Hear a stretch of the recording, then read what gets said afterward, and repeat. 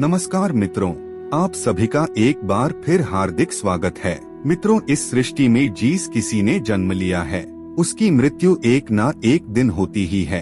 यह एक कठोर सत्य है, इसे चाहकर भी कोई झुठला नहीं सकता। हालांकि मृत्यु के बाद दोबारा जन्म होना भी तय माना जाता है। जैसे दिन के बाद रात होती है और रात के बाद दिन होता है, उसी तरह गरुड़ पुराण के अनुसार हर चीज दोबारा जन्म लेती ही है। कहने का अर्थ है कि जिस व्यक्ति का जन्म होता है उसकी मृत्यु होने के बाद उसका पुनर्जन्म अवश्य होता है। गरुड़ पुराण में यह भी बताया गया है कि मृत्यु के बाद किसी भी जीव को दोबारा किस योनि में जन्म मिलेगा, यह उसके पूर्वजन्म के कर्मों के आधार पर ही तय होता है। लेकिन मित्रों, क्या आप जानते हैं ऐसे कौन से कर्म है जिसे करने के बाद अगला जन्म भी मनुष्य का मिल सकता है? अगर नहीं जानते तो आप हमारे इस वीडियो में अंत तक जरूर बने रहिए, क्योंकि आज हम आपको गरुड़ पुराण के अनुसार बताने वाले हैं कि कौन से कर्म करने से दोबारा मनुष्य योनि मिलती है। मित्रों, गरुड़ पुराण में बताया गया है कि कर्म अच्छे हो या बुरे, हर एक कर्म का फल इस संसार में रहने वाले प्रत्येक जीव को मिलना तय है। मनुष्य का अधिकार केवल कर्म करना है, फल देने का अधिकार परमात्मा के ही हाथ में है। मित्रों, इसके अलावा गरुड़ पुराण में यह भी बताया गया है कि मनुष्य अगले जन्म में किस योनि में जन्म लेगा, यह मनुष्य द्वारा किए गए कर्मों के हिसाब से ही तय होता है। मित्रों, सर्वप्रथम हम आपको यह बता दें कि इस जन्म में मनुष्य योनि मिली है तो आपका अगला जन्म भी मनुष्य योनि में ही होगा, यह तय नहीं है।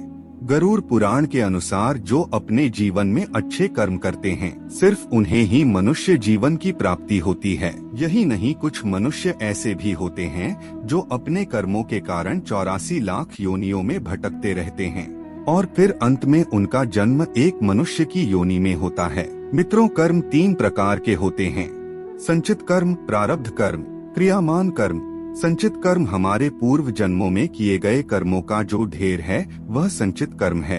प्रारब्ध कर्म उन्हीं संचित कर्मों के आधार पर आपको जो शरीर प्राप्त हुआ है और पूर्व जन्म के कर्मों में जिन कर्मों का फल इस जन्म में भोगना पड़ता है वे प्रारब्ध कर्म कहे जाते हैं। क्रियमान कर्म किसी भी व्यक्ति द्वारा वर्तमान जीवन में किया जा रहा कर्म ही क्रियमान कर्म कहलाता है।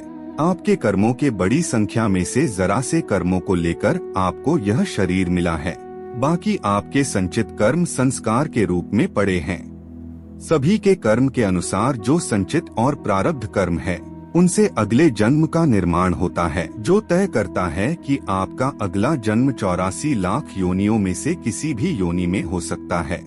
इसलिए कहा जाता है कि इसी जन्म में ईश्वर के चरणों में चले जाना चाहिए और किसी को अपनी तरफ से कोई कष्ट नहीं देना चाहिए। व्यक्ति इस संसार में अकेला आता है और अकेला ही जाता है। अंतिम समय में उसके अच्छे बुरे कर्म, पुण्य और पाप ही उसके अगले जन्म का निर्धारण करते हैं। महर्षि वाल्मीकि जी आदि ग्रंथ रामायण में कहते हैं कि माता पिता, गुरु, आचार्य और ज्ञानी पंडित का कभी भी अपमान नहीं करना चाहिए और न ही कभी उनके बारे में ऐसे विचार अपने मन में लाने चाहिए, और जो व्यक्ति ऐसा करता है उसे महापाप लगता है।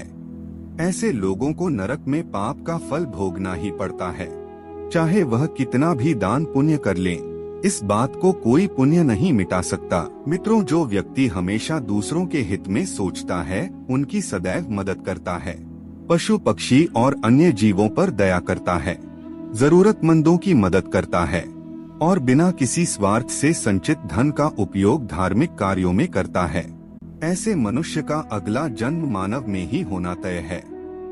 मित्रों, इसके अलावा गरुड़ पुराण में यह भी बताया गया है कि जो मनुष्य अपनी मृत्यु के अंतिम समय में जिस चीज के बारे में सोचते हुए अपने प्राण त्यागता है उसे अगला जन्म उसी के अनुसार मिलता है। जैसे कोई व्यक्ति अपने अंतिम समय में किसी स्त्री को याद करते हुए अपने प्राण त्यागता है तो उसका अगला जन्म स्त्री के रूप में ही होता है।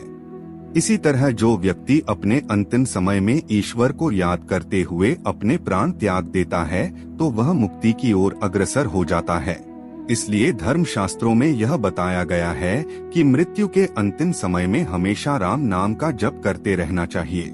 मित्रों, हम अंत में यही कहेंगे कि हर एक व्यक्ति को अपने जीवन में पुण्य कर्म करने चाहिए और हमेशा निस्वार्थ भाव से धर्म की राह पर चलना चाहिए।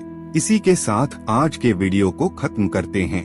आपको हमारी जानकारी कैसी लगी हमें कमेंट में जरूर बताएं और अपने दोस्तों के साथ शेयर जरूर करें, क्योंकि खुशियां और ज्ञान बांटने से ही बढ़ता है।